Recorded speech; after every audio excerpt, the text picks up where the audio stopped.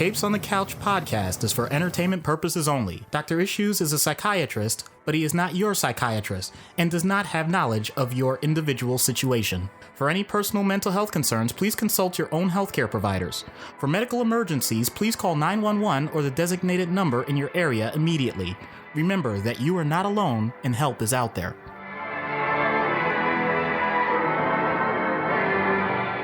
Hello and welcome to Capes on the Couch, where comics get counseling. I'm Anthony Sitko. And I'm Dr. Issues. This is issue number 106, Clones, as suggested by Matt, our president-level patron.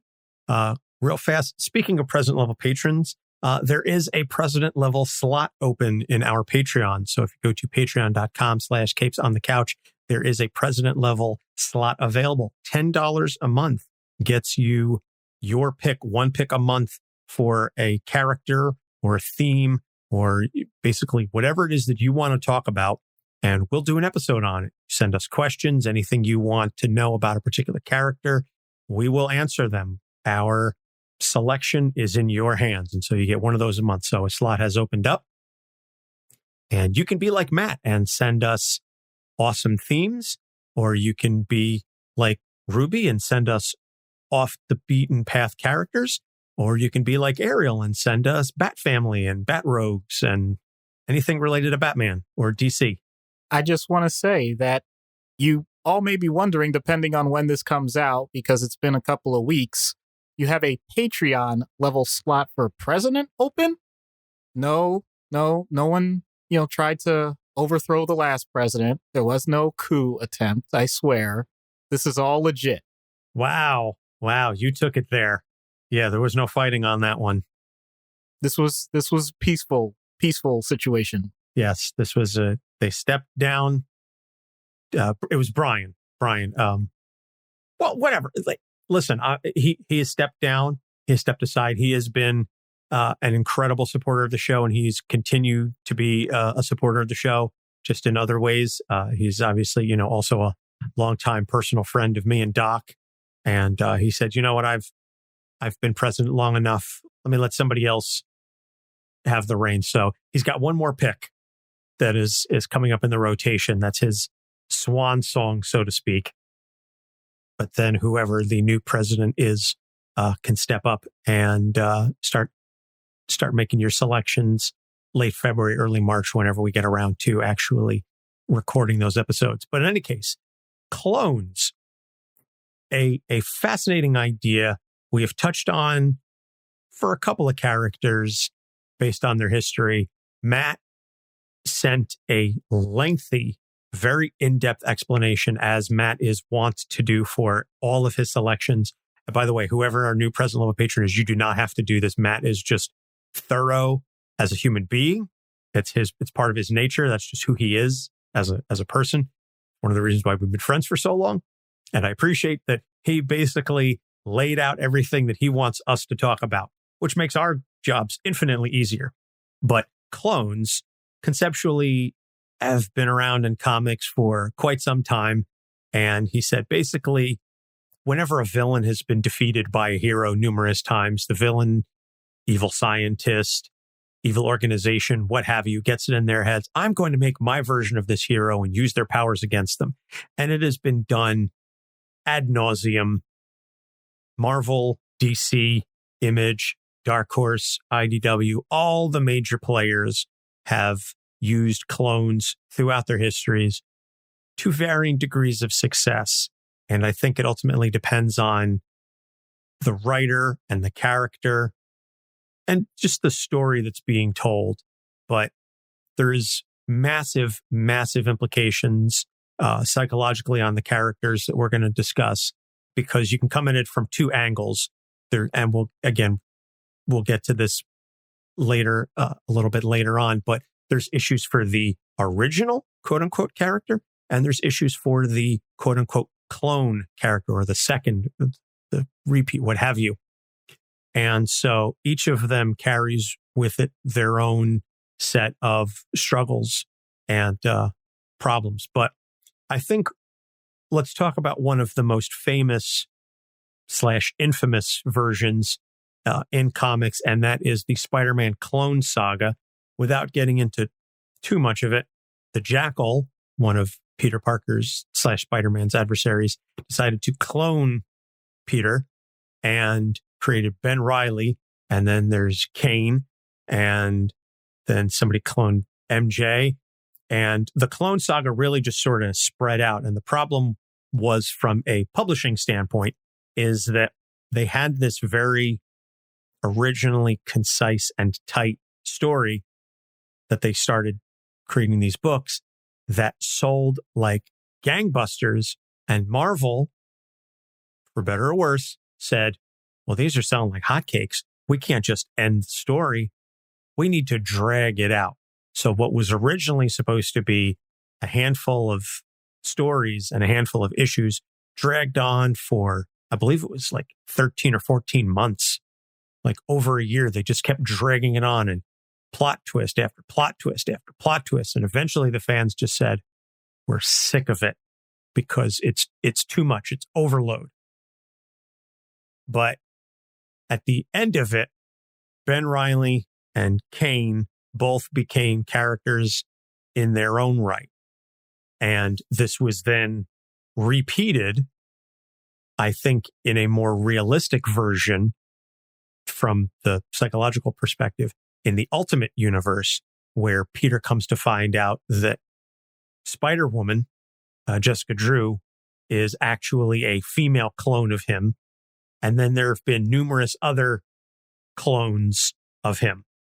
And Ultimate Peter's response is, I don't know how I'm not gone into like a catatonic state over this, because it rocks him to his very core. So let's talk. I could go on and on about the Clone Saga and positives and negatives, but let's talk about the impact that it has on Peter Parker, Ben Reilly, and Kane. So I'll leave that to you to start.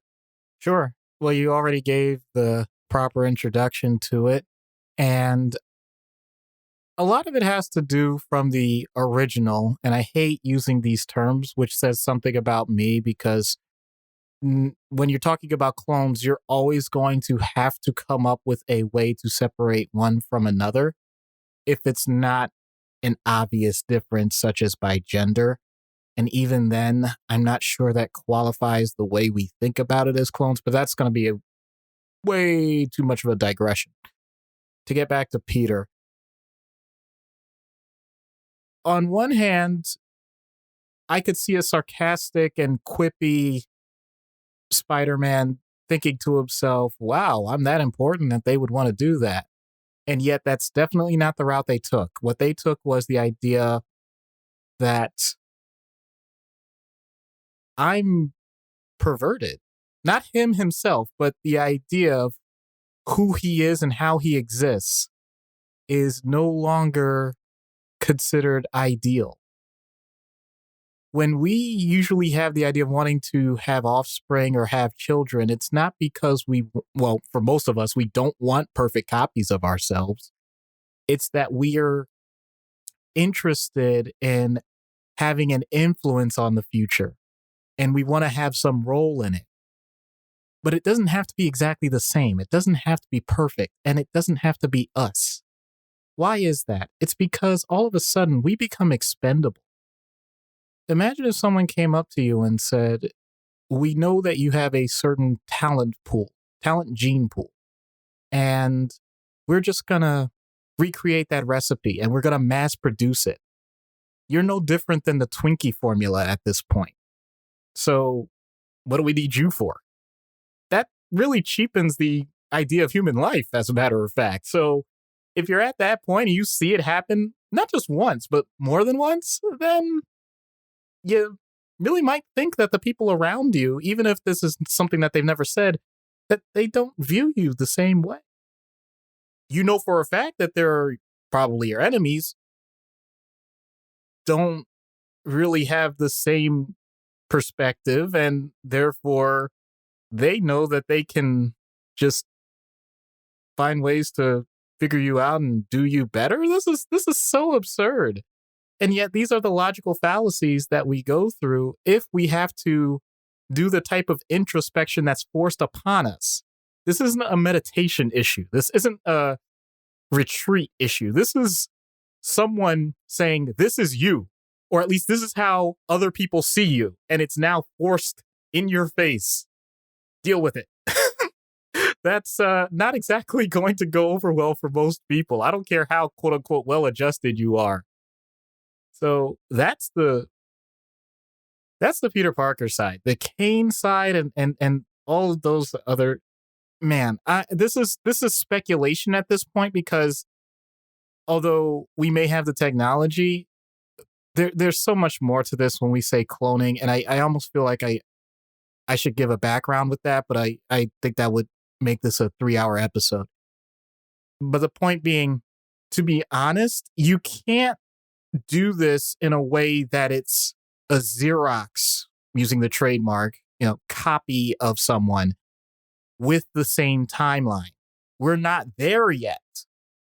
So this really is still a philosophical piece, in the sense that ages and combinations, you're going to still end up with some differences, and you cannot remove the experiences that a person has outside of when they were born or when they were created, because we like to add this pseudoscientific term, despite the fact that any development, whether it's artificial insemination or surrogate parents or adoption, all of it still involves the process of a human being having an experience with other human beings and the environment and situations that they're placed in. So if the people that are doing the cloning want to recreate exactly that person, in theory, what they would have to do is they would have to recreate every scenario that original person was in. And even then, there's no set rule that says that the person has to respond exactly the same way that they did the first time. That's the Boys from Brazil. Exactly. That's the exact plot of the Boys from Brazil, is they're trying to recreate Adolf Hitler. And they've got the clones, so they all look like Hitler, but they're also trying to recreate his entire childhood so that one of them will grow up to become the next Hitler. It's a fantastic movie. Gregory Peck. It's a classic. Bobby. Sorry. You don't have to apologize. I feel like this is much more of an open dialogue. I almost wish we had a forum for this one, because, like I said, what I'm saying is purely speculative. I can't pretend to say that we've had these exact situations. We'll get to more realistic stuff later on. But to get back to the comic side of it, now you have expectations that are thrown upon you. We've done that numerous times, but it's different in the sense that we're not talking about expectations of what a hero in general does or what a villain in general does. This is exactly 100% what we want from you. And now that you've removed the moral boundary of quote unquote raising someone the right way, now you can really screw things up. You can just go ahead and really do that Manchurian Candidate type stuff. You already mentioned a great example, but still, the idea that you just remove those shackles, well, they're not shackles. They're constructs that allow us to live a much more productive, ethical life, as opposed to just going down every possible genetic rabbit hole that we could. It's the same reason why you don't have sex in public just for the sake of making a child. It's because you know fully well that two people just getting it on in the middle of the street might not be the best way to go about things, even if it does produce offspring. So why don't we do it in the road? Man, I don't even know how to continue with that. I know that song. You know that song. Yes, okay. I know I set it up. It's just, I'll admit, I'm not sure there's anywhere else to go with that. The whole point is, though, that I'm using the Spider-Man clone situation as just the whole point that you're opening up Pandora's box for things that you never had to consider before. And when you have someone who has intense emotional responses to things and takes things very personally, then it isn't just the philosophical general nature of it that is getting to Peter. It's the really intimate side of it that he never wanted to ever think about. And if you want to know why that's an issue, you could look up our quipping episode. But on the other side, the other characters that don't necessarily have that style that Peter Parker has, or at least don't immediately have it, they may not have that coping mechanism. And therefore, they may not have to approach it that way because they have no background to do so. In which case, you're just going to end up with a whole bunch of pissed off people that want to just get everything figured out for themselves. And F you, mom and dad, I just want to do my own thing. I'm exaggerating, of course, but am I really? Because we already know how development happens in adolescence. So imagine having that, but then having it amplified because the person did have a preset agenda and anything that goes against it can literally be shut down. And you are on the expendable side. If the original person is having that existential crisis, imagine I hate to say it, the conveyor belt side where they really are treating you like that product. That's one of the most in-depth analyses of the Clone Saga that didn't actually get into the comic storyline that I think I've ever heard. No, and I'm saying that in a good way. That's why you're here, is to offer that kind of analysis. I'm sure maybe somewhere, because the story's been out for like 25 years at this point, which is just hurts my heart, by the way, that it's that old. But I'm sure somebody somewhere talked about the implications of cloning and what that meant on Peter and Ben and Kane. Spoiler alert, one of the things that we are going to say for the recommended reading at the end of the episode is to read the Clone Saga. If you can stomach the whole thing, there's some parts of it that are really, really good. And then there's some parts of it where you just go, you could have cut this. This didn't need to be its own thing. But that's kind of comics in general.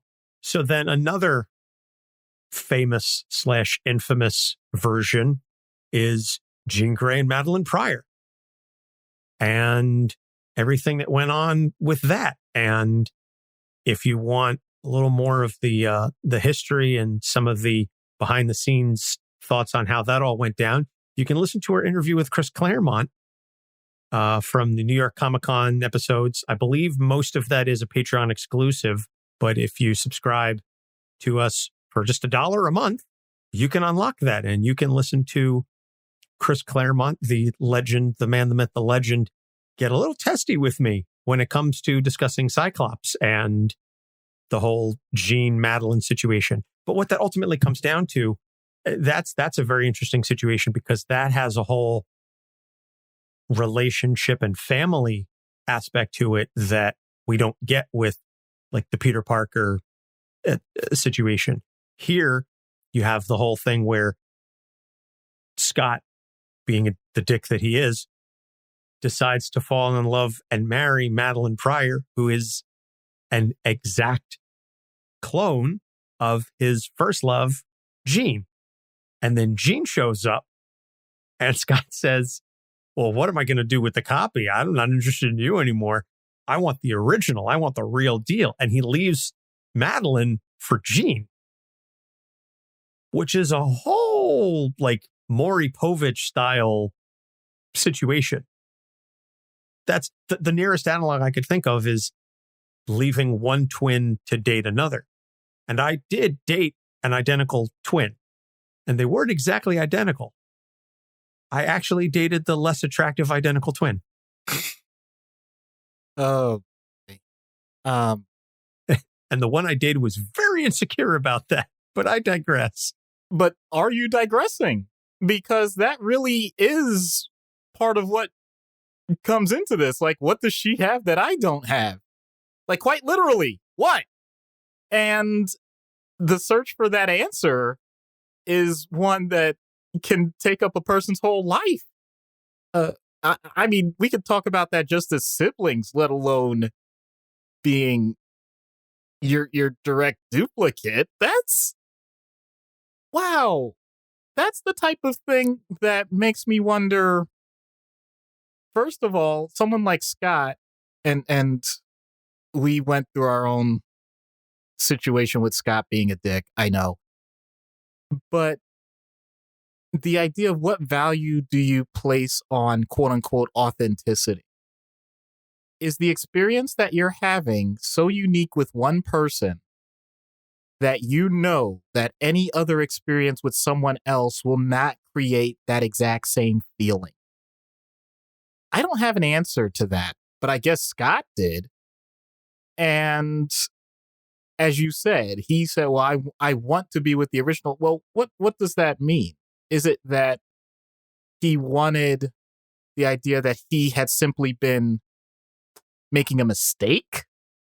Is it that he wants to undo, which is something that's very common in psychiatry and psychology, that future actions somehow will intellectually remove what you have already done with previous behavior, which we know is not possible.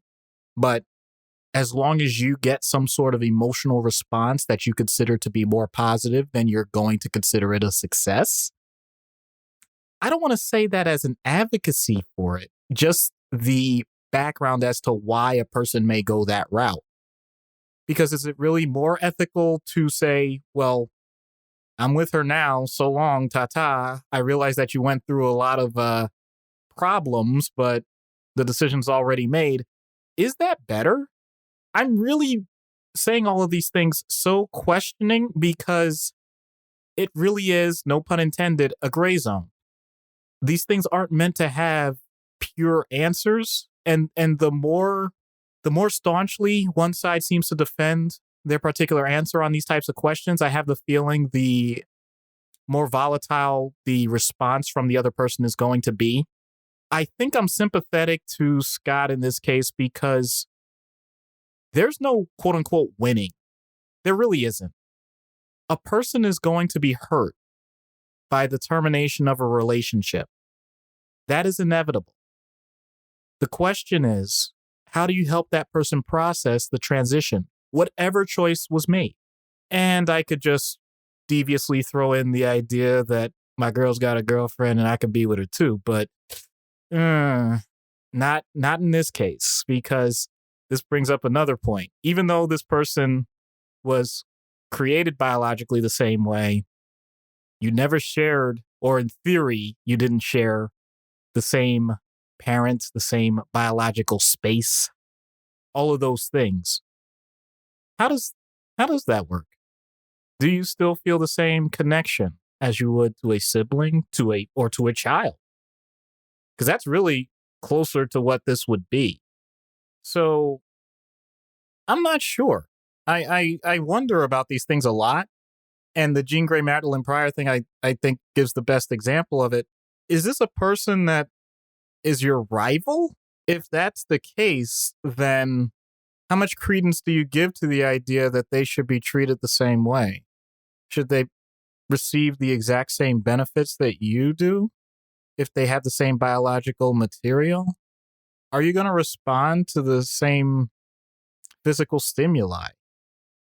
I'm really trying to be coy about this. What I'm saying is, did Scott notice something in the bedroom about one versus the other?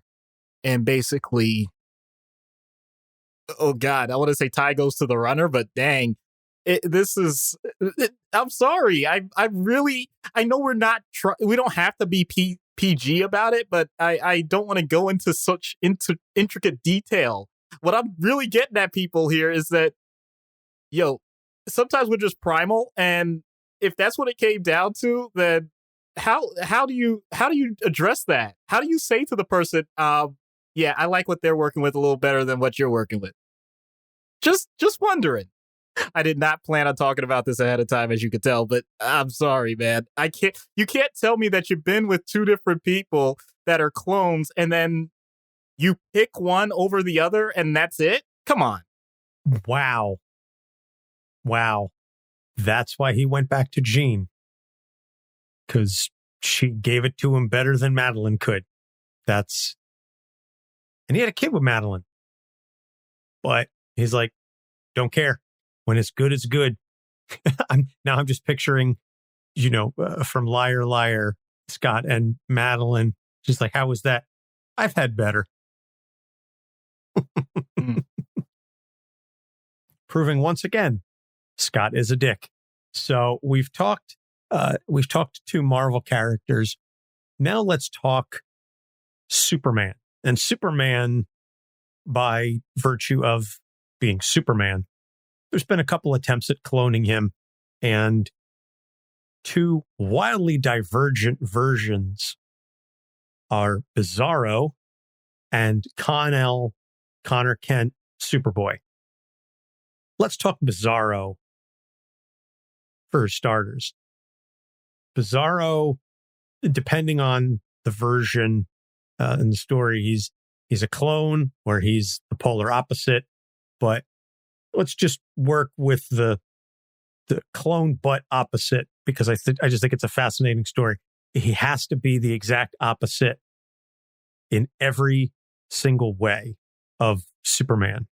And so if Superman has to save everybody, Bizarro has to kill everybody. Or if Superman has to rescue a cat from a tree, Bizarro has to throw a dog in a lake. I don't know. It's just like whatever the opposite is. And I know you being the DC guy, much more so than I, you've got more experience reading Bizarro stories. But I just think the character, just the concept is fascinating.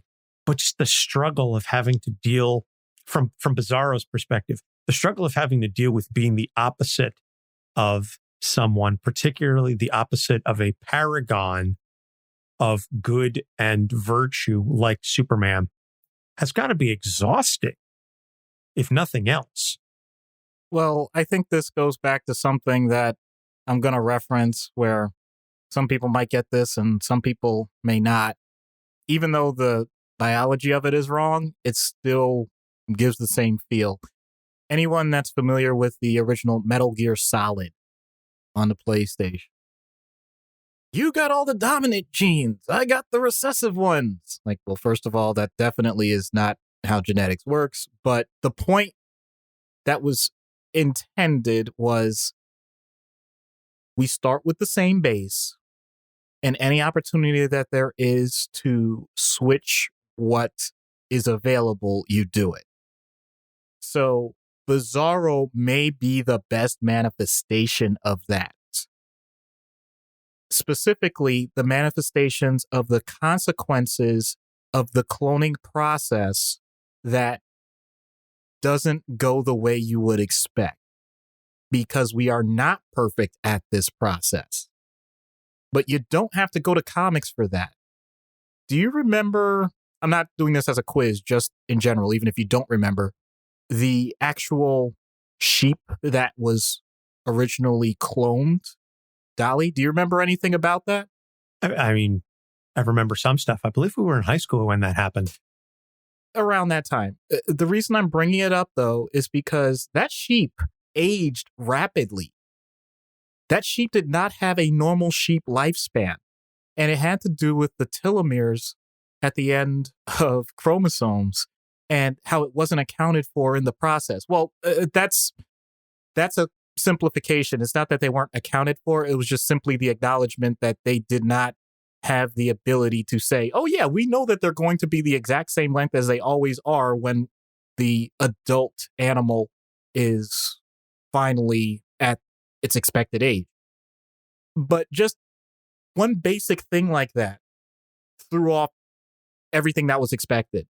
So from a comic book standpoint, it's not that far off. It would be more likely to end up with Bizarro situations than it would the so close you can't tell the difference except in bed situation that we just mentioned with Jean and Madelyne.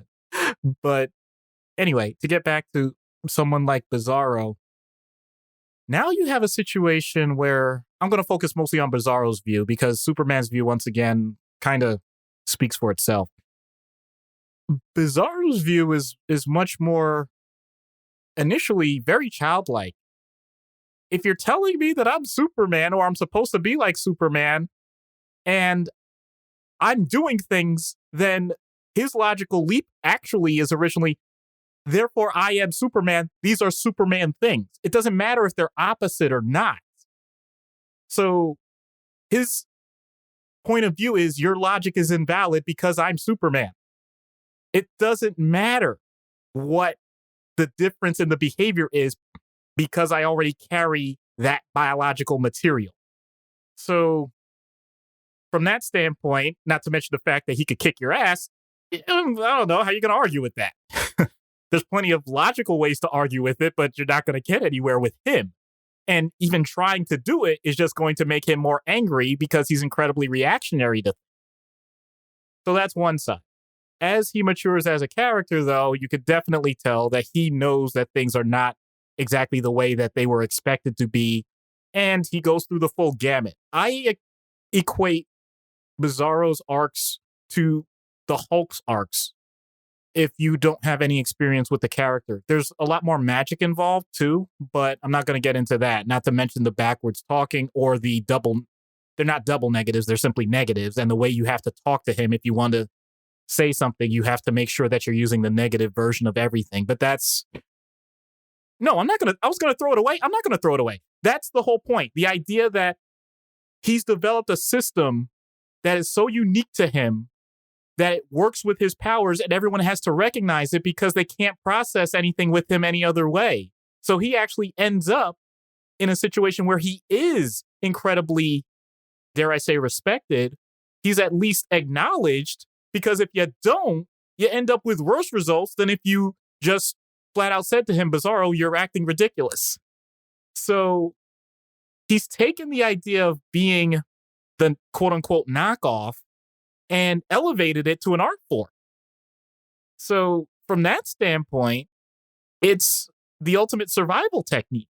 Superman doesn't have to do that because he's, hate to say it, he's Superman. He's already in that spot. So he may have some of the similar initial responses to someone like Peter Parker where he's a little weirded out, but it's not going to go much further than that, only because, once again, he's Superman.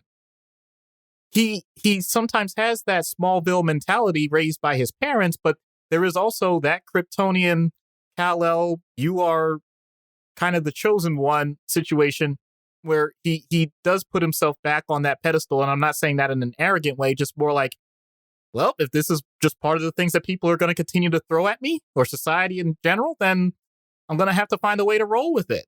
And he actually does start incorporating it. At one point, he has Bizarro in his own area where he can do whatever he wants and it doesn't have to cause harm. Then that breaks down. And then he has to make sure he actually secludes himself to master the art of Bizarro talk so that he can have conversations without getting into fights. He does what he has to. And he takes it in stride, which I guess is a part of what Superman does.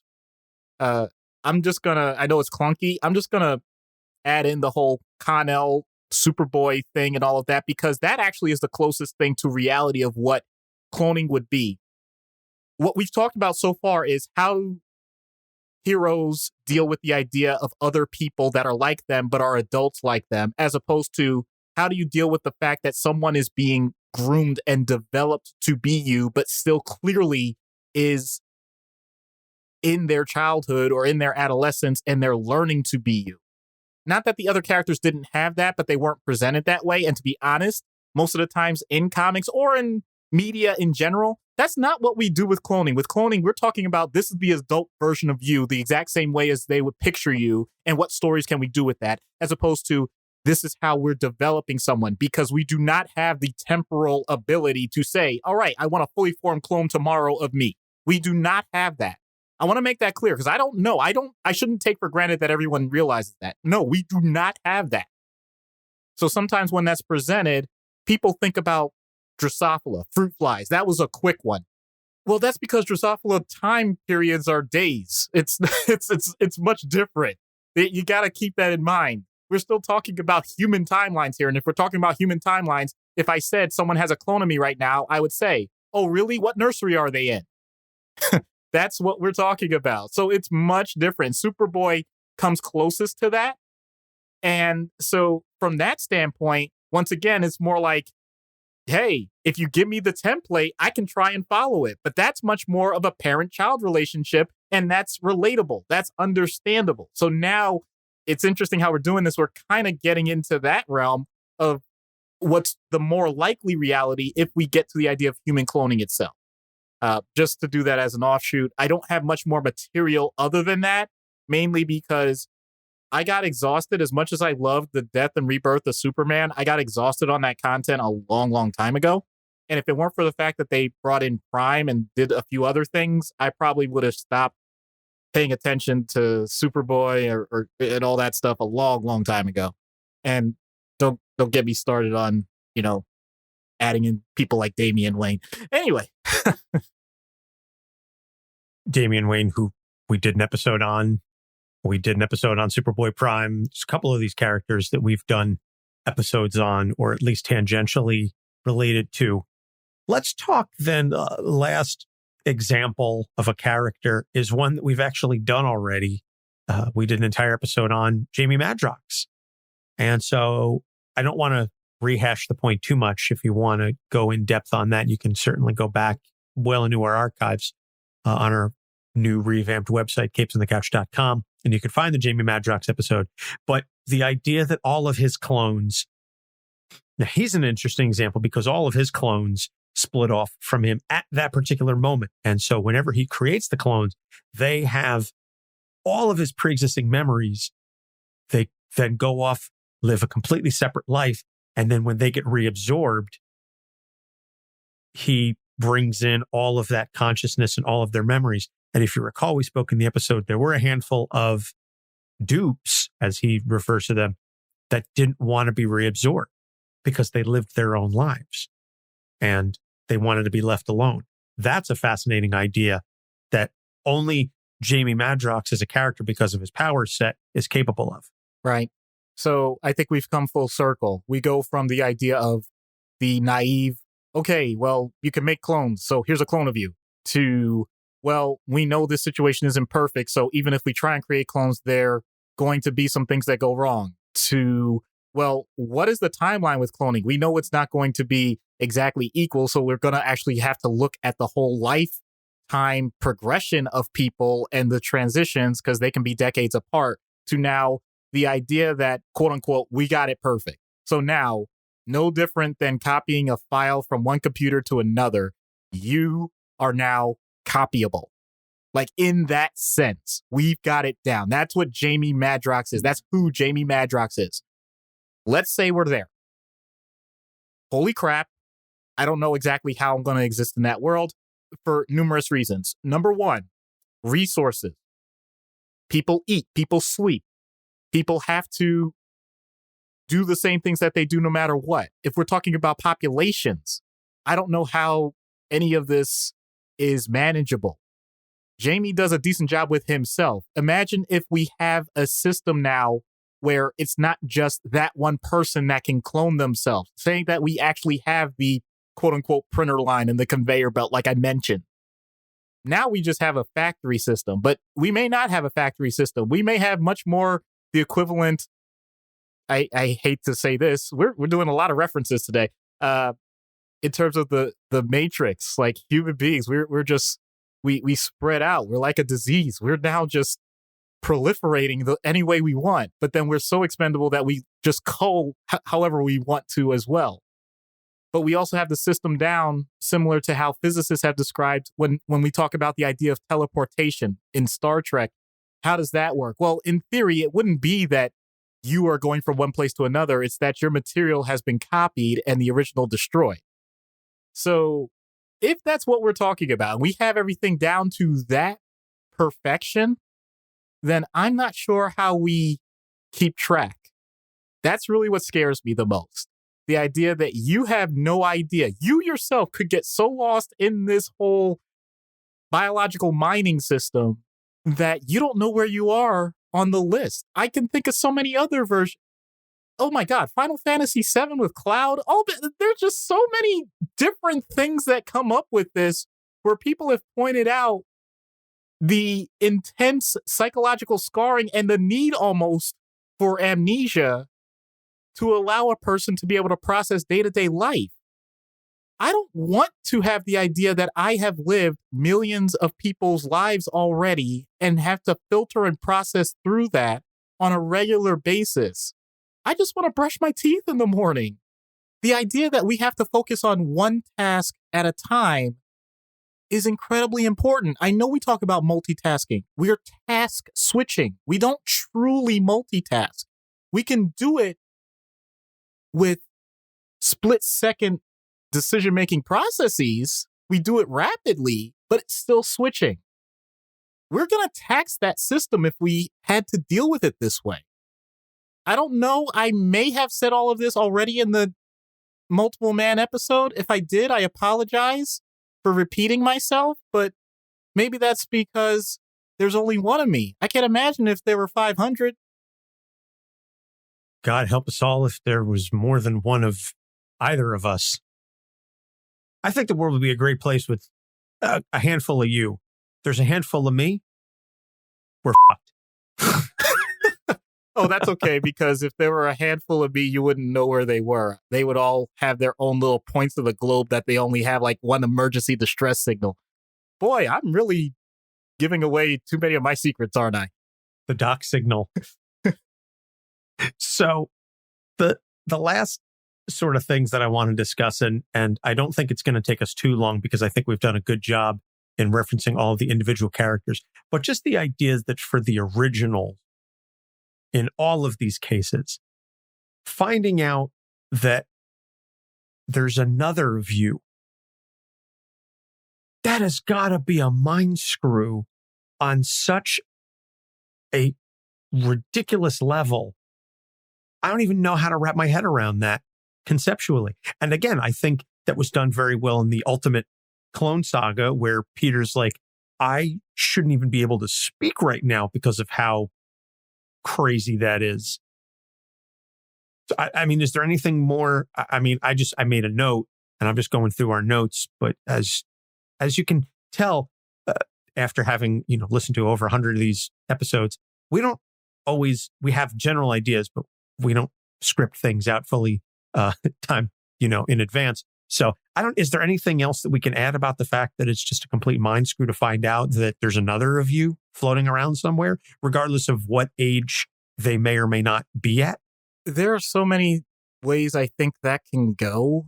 Oh boy. There are so many ethical concerns as well, because I know our original intent with this was just talking about real life analogs of who's your family and all of that. But I'm thinking more of the Henrietta Lacks situation when it comes to cancer development, cancer research. And I apologize. I'm going to kind of bow out in the sense that I'm not going to go into the full details of that. I think people are intelligent enough. You can read that for yourself, because that's a whole different diatribe that, from a personal standpoint, I don't want to get into. The only reason I'm bringing it up, though, is because it's directly relevant to the idea that your biological material is you. It's a part of you. And if it does good in the world, fantastic. But at the same time, I'd like to freaking know about it. And I'd like to say that, I had some control and had some say-so. So we already discussed just the idea of the existence of someone else. How about the idea of the existence of someone else against your will? But then now that person, and yes, they are a person. I know that's something that's come up in ethicist meetings. They have their own agency as well.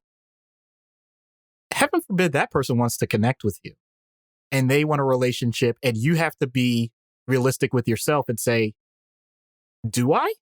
There's no mandate in life that says that you have to be friends or close with everybody else that you ever come across. We've had that discussion numerous times. Even if it's someone that has significant biological similarities to you, but no other contact, no other emotional constructs up until that point, you have a choice. You have a choice as to whether or not that person now is a part of your life or not. You have a choice as to if you want to directly be involved in that. Is this a cordial thing where you just happen to make sure you know where they are and you know their existence and that's about it? Or is it like, hey, I want to be your mentor on top of that? Or, I actually feel like now I have a moral obligation to make sure your life goes as well as it should, almost once again as a family figure. There's no right or wrong to this. And that might be the scariest thing, because heaven forbid, what if that person views it the other way? They say, oh, no. No. I am a part of you and you better recognize it. And if you don't, I'm going to have a worse life because of you. Like there are so many variations that this can happen with anyone that's either found out a family member that they didn't know about exists, or I'm going to actually relate something. So I actually have had genetic testing in terms of 23andMe, and it does give the option for family information, and I made mine very limited. But it still happened that a person located in Cleveland, Ohio, biologically is a second cousin, but was adopted a long time ago, and simply asked me by my real name, like, "Hey, are you such and such?" And I gave the basic information I could, and they were very thankful, and that's all I heard because they weren't really pursuing beyond that. They were just trying to flesh out their biological family tree.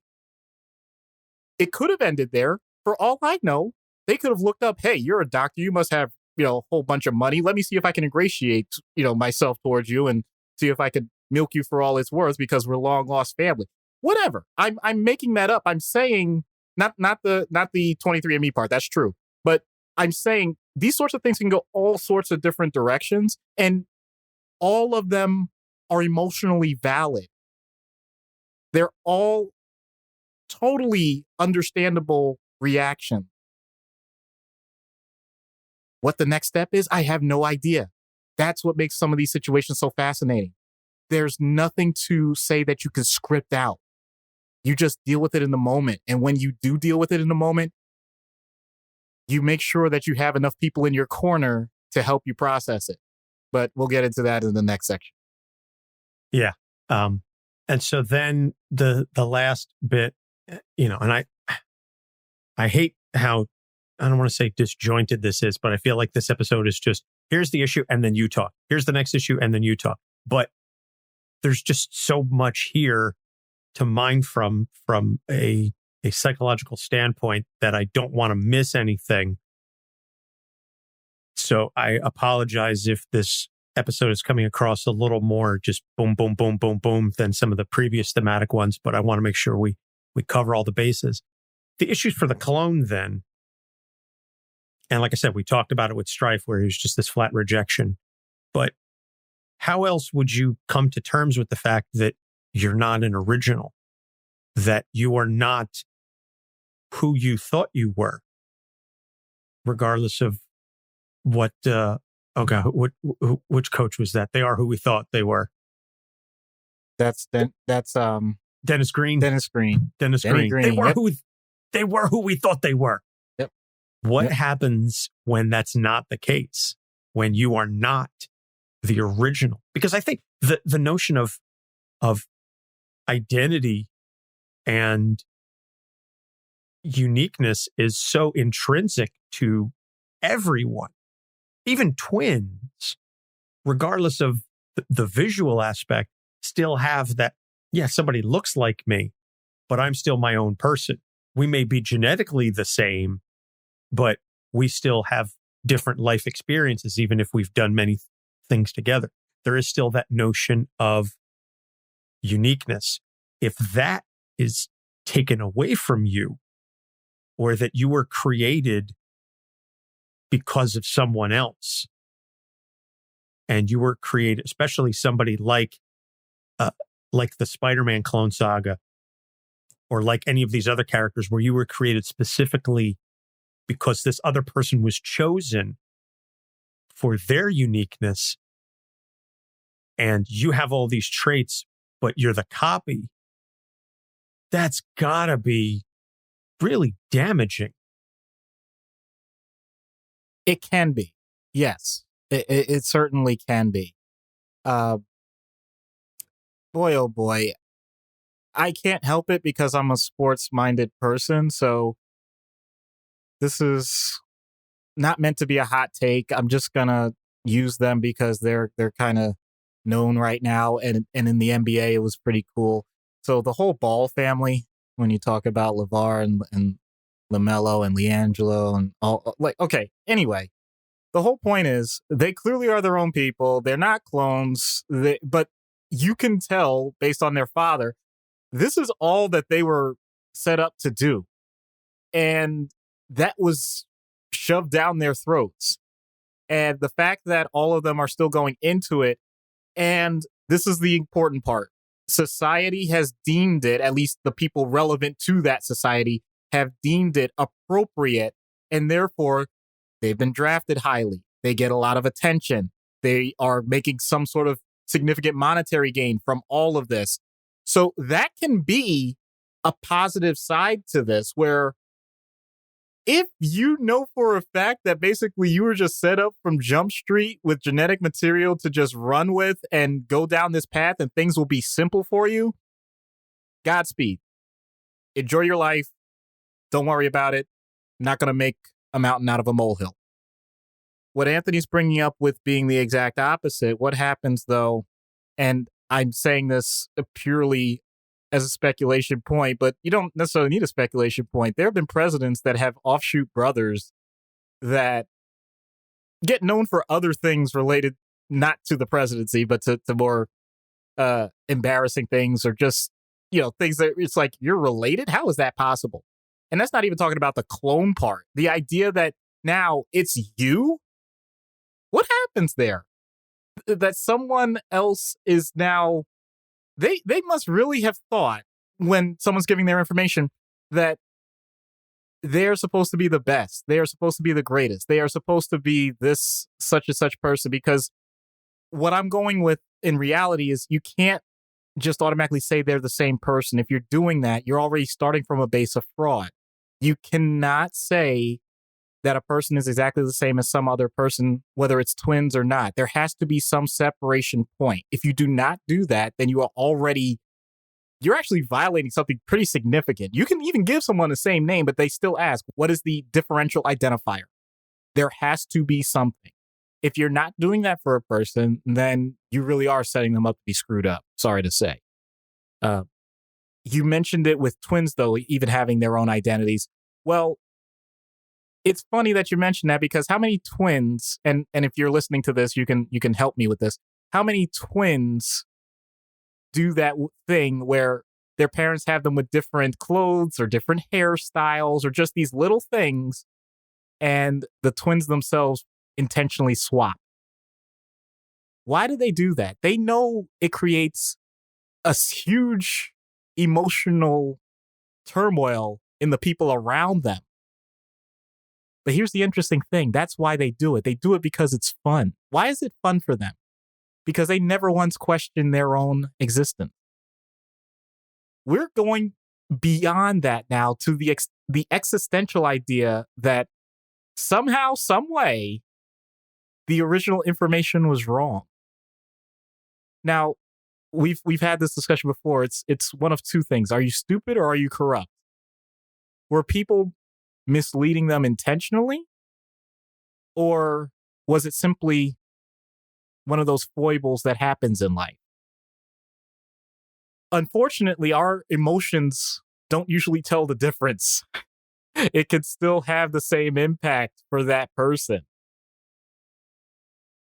But it doesn't have to. And I know I'm giving a bit of an out. I don't want to make it sound like it's automatically something that has to cause this intense strife, but it can. The reason is the lack of control. If you feel like you're not in control of your own life, then you're going to have anxiety, you're going to have depression, you're going to have anger, you're going to have the full spectrum. Someone saying you're not who you say you are, in general, you're not really usually going to have that big a reaction other than being bewilderment, as you could see on my face, because I know who I am. It doesn't matter what you say. So you can brush it off. The problem will become when, let's go ahead and let's make it real. Your parents decide to have that talk, son or daughter, there's some things we haven't told you. And it doesn't have to be the genetic side. It can be the other side. It could be that you were adopted. It could be so many, there's just so many variations on this. But just the idea that someone has to hold things back, maybe they thought it was in your best interest. Maybe it definitely was in your best interest. That may not make it less painful. So, once again, this is one of those situations where all of this was off the cuff and we're still cranking out a pretty deep episode here.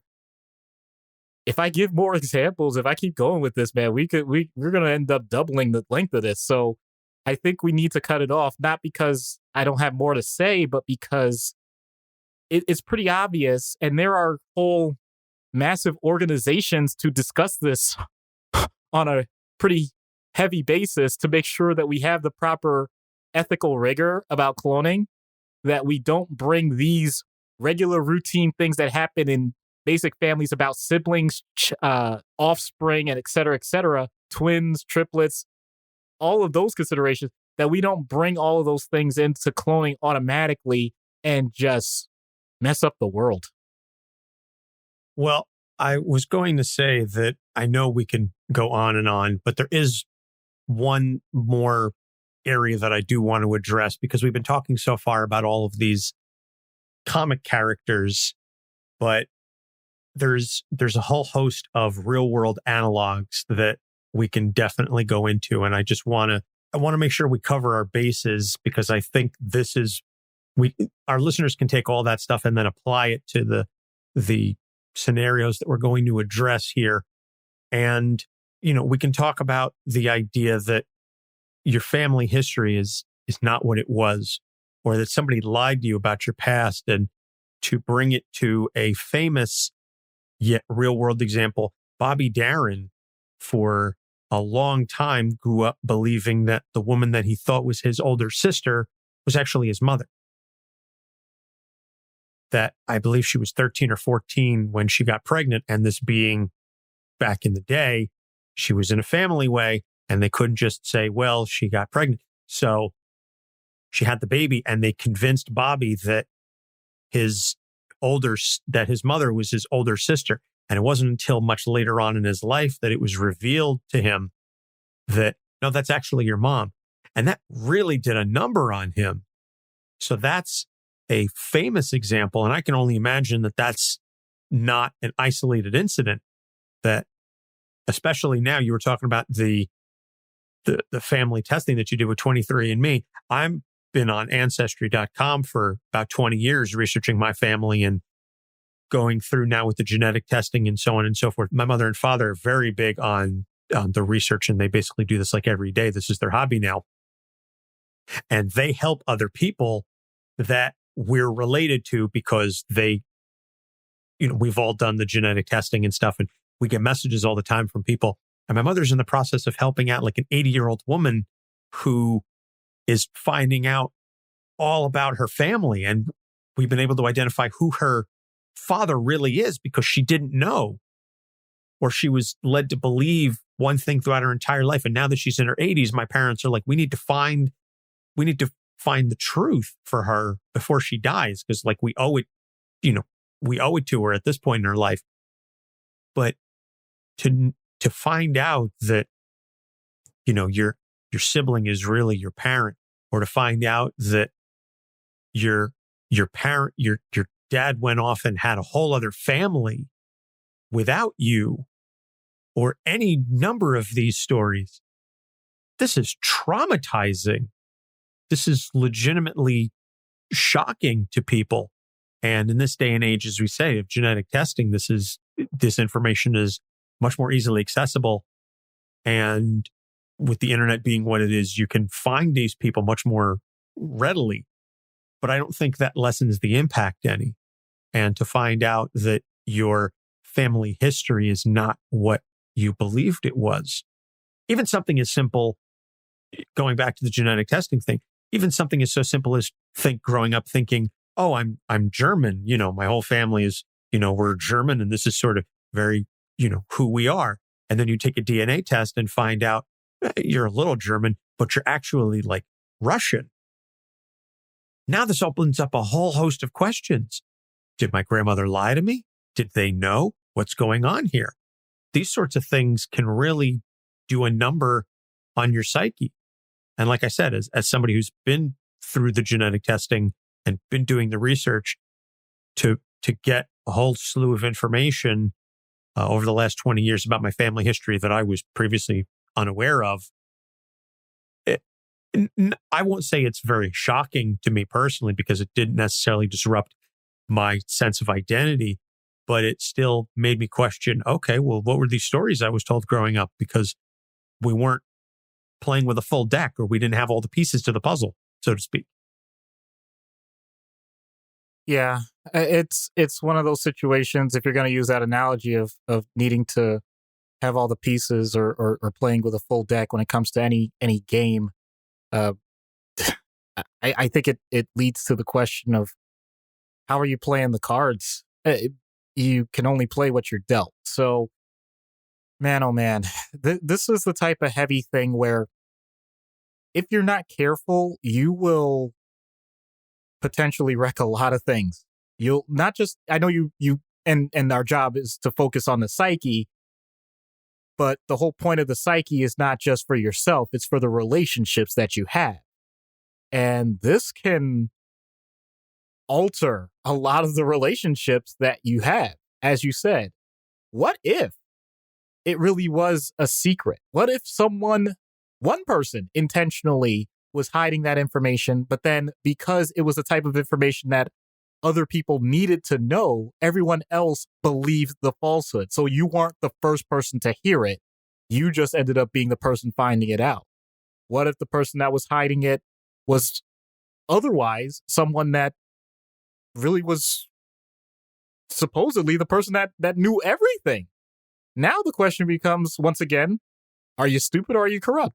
And by I'm saying that colloquially. I don't mean like, are you unintelligent? I'm saying, let me change it then. Are you naive? Did you just simply do this in a way that you thought was going to be beneficial and it wasn't? Or was this a situation where, heaven forbid, it was a dark family secret that you were told as a young child? If you tell anybody else about this, the family is going to have significant negative impact because of ethnicity, because of race, because of criminal background, because of a lot of other things that maybe generations later we wouldn't ever know. And what if that information is the information that's lost to time? What if nobody has that information now? Now all of a sudden that person is a pariah in the family because they withheld information and they've passed on. Now all of a sudden, if you find out later because of archives of different materials in their attic or whatever, you actually find out there's a really good reason. Now, do things have to change again? Do you have to change your entire mindset about that particular person that was withholding the information? These are all things that people actually do go through in their families, and it's not my place to say. Imitation once again, of life. Yeah, I mean, there's no way to say automatically what's right or what's wrong, but the reality is, it's always going to change. We're always going to find things that we didn't know before.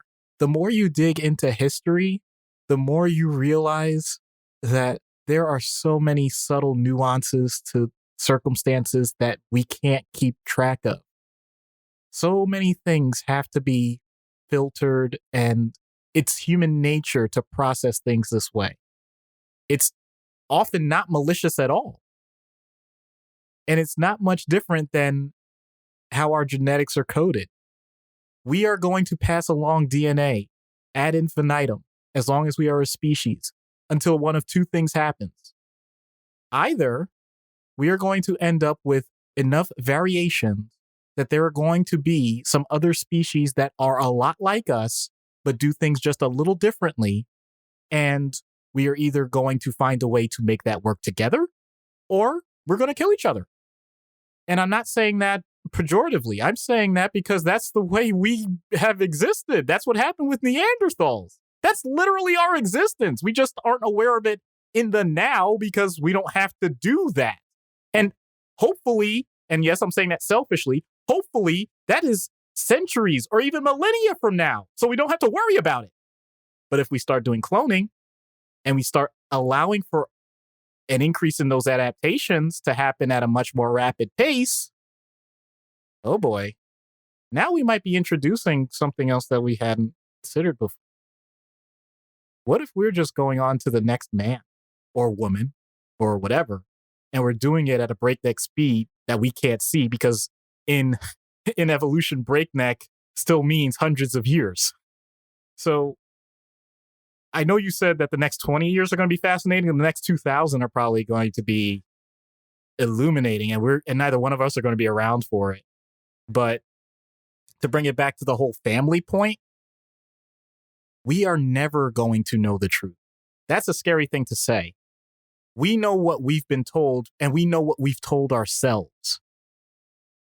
Lots of people can work on the first part. Nobody can work on the second part. Well, I don't know that we've done an episode, thematic, character, or otherwise, where we have just hammered so many points, just one right after the other. And yet we still haven't technically discussed treatment. So we're going to pause for a quick break. We get back, we're going to discuss potential treatment for in and out of universe in a somewhat expedited fashion so as to not drag this on any longer than it has to be. So stick around. We'll be right back. Hey, Jen. Hey, Micah. Remember watching the Friends premiere? No, I never saw that. Oh, but remember those first Wu-Tang solo albums that came out? No, I don't. Remember that terrible Frasier theme song? Oh my god. Remember I was sent away from home when I was 16, sent to like the middle of nowhere, Montana, therapeutic boarding school. None of this rings a bell? Oh, yeah. Join us for I Never Saw That, a podcast about mid-90s pop culture and Montana. What about ER? You saw that though, right? No! Hi, I'm Saladin Ahmed, and this is Capes on the Couch.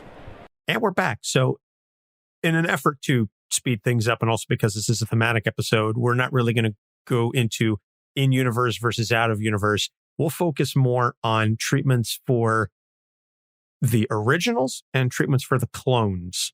So I'll let you start off with the originals. For the originals, the best construct we have right now is in terms of family systems. So the idea would be, how comfortable are you with the idea that there is a human being in this world that a lot of people are going to attribute to you, and you didn't have much of a say in it? So an example would be, you find out from Maury you are the father. That's an example. The processing of unexpected but major biological family-related events can lead to significant anxiety and depression. So the focus, first of all, is don't lose your sense of self. In other words, I bring it back to the basics of CBT. So antecedent, belief, and consequence. In this case, antecedent. Last time I checked, you are who you were yesterday. The belief that we have to find is still a black box. The consequence is you now have this other person you're aware of. And what do you do with that? So if the original belief has to do with, I think the information is wrong, then we're dealing with like kind of the strife situation. Like, ooh, okay, we may have to be a little more intense. There may be some medication involved because you're going to have to get back into connection with the reality, with the information that you have at hand. If the belief, hopefully, is much more along the lines of, what does this mean for me? Am I a different person now? Or I am, heaven forbid, less of a person? That can be depression. Or I don't know if I can do the same things I did before because of this new information. Okay, that can be anxiety provoking. Either way, those types of beliefs can be worked on with CBT the same way they always can, which is you provide direct examples. Okay, now that this person is in your life, have you made a change to where you live? Most people will say no.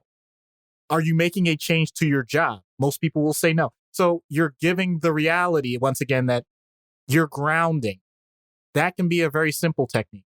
What if, though, the person wants to be more involved with this other person? Now, that's much more involved. And now you really do have to go much more into potentially more of a psychodynamic realm, or a family therapy realm, because you're going to incorporate that person. That's a different story. And I'm not going to get into the details of that, but you could kind of see where that would go, because now you're actually doing much more interpersonal work.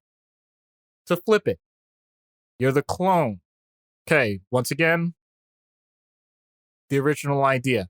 If you're going from a base of no knowledge and finding out new information, then that's a shock to the system. That's a trauma. It doesn't have to be a major trauma, but there's a good chance that it may be. If that's the case, then once again, question is, what are you doing with the information at hand? If your belief is now, I cannot be the person that I was, then the question becomes, are you willing to find out what that person is? You actually have some homework to do, because that usually comes with the idea that other people had expectations for you. And here's the shocking part, the idea that you can reject other people's expectations and still have a whole sense of self. I know I'm making it sound really simple and really short for the sake of the episode, but holy crap, is that a lot of work? That's the type of thing that takes months. That's not something that comes easily, because usually there's this anticipation of obligation towards others that doesn't necessarily have to be there. On the other hand, if the person has created damage to their own life with consequences because they acted out and basically said, screw all you guys, I don't want to deal with any of this, and now they're isolating or things like that, then there's more of an integrative approach. Once again, getting back to the interpersonal, the world is not meant to be lived completely on an island. And how do you introduce the idea that just because this one person is now considered, quote unquote, the original you, that's okay. There's nothing wrong with the remix. So that's as short as I can make it. But oh, wow. Anytime these sorts of things come up with family dynamics, we know that it's going to take a while. And then I'll bring up the very last point. If you're talking about the two people coming together, then you need to find the proper person that can manage that on a regular basis, because that is definitely not in my wheelhouse, and I will not pretend. Got to know your strengths and got to know your weaknesses. So then the clones, or for the treatment for the second version, the remix, what have you, what do you say to that person? Or what do you say to the person who didn't know the whole history of their family until very recently? How do you cope with that stuff? A lot of that is much more on the supportive side. It's not necessarily having to, I'll admit, I'm kind of fumbling a little bit with this one, because I have to be careful with how I say this. I have to validate every emotion that that person has, because it's their right to have that experience. They can be as angry as they want. They can be as sad as they want. They can be as shocked, scared, all of it. There's no right or wrong response. Having said that, I've had patients who develop an obsession. What you were describing, Anthony, is not obsessive. I'm glad that your parents have that type of hobby. I'm glad that they're able to reach out to people and do some good in the world with it. There are some people that this is something that they will not let go, and they will make it their mission, in the sense of they get so paranoid. They just can't trust anything that's ever said to them about anything relating to their family or related to their history, their past. They start distrusting even themselves. It can lead to severe dissociation. It can go that far. My job is not to necessarily tell them what's right or what's wrong. It's to make sure that they stay in what actually is a very broad path of acceptable emotional reactions and not get to that dark point. It doesn't have to be as focused as saying, okay, well, let's create the new you. Like, make sure that you have yourself or whatever. It doesn't have to be like that. It could be much more broad. If it's severe shock and anger, okay, well, let's get you on a way to release that. What's your exercise routine? Real basic. If it's depression, okay, well, what can we do, medication or not, help you develop, something that allows you to sleep, just making sure that they stay in the moment and find ways to live a day-to-day life, rather than what really is an existential crisis that if you haven't gone through, and I'm not pretending I have not gone through, but if you haven't gone through, you know that there's a certain level that you won't be able to connect with immediately. Well, I hope that none of us have to go through that kind of an existential crisis, but I would be naive in saying that it won't happen to anyone. It's just, some of this stuff is just really, really, this whole episode is just way headier than I thought it was going to be. And Matt said that there's a lot of meat on this bone, and we've gone on, I think at this point, this is going to be one of our longest episodes ever, frankly. And yet there's still so much that we didn't talk about. We could do multi-parts on this. Dude, there are weeks-long conventions on the bioethics of cloning as it is, from people that are way more experienced and smarter than you or I. And even then, it gets into a lot of shouting matches. So the idea that two guys on a, relatively small podcast are going to talk about all the angles, no way. Don't worry about it. You mean we can't possibly hit everything that there is to talk about? I'm shocked and dismayed. Like I said, in order to avoid having this go on for far too long and ended up turning this into like a 2-hour episode, we're going to end it here. Suffice to say, cloning is bad. Okay. Don't clone people. Okay. You shouldn't clone. You also shouldn't smoke marijuana. Okay.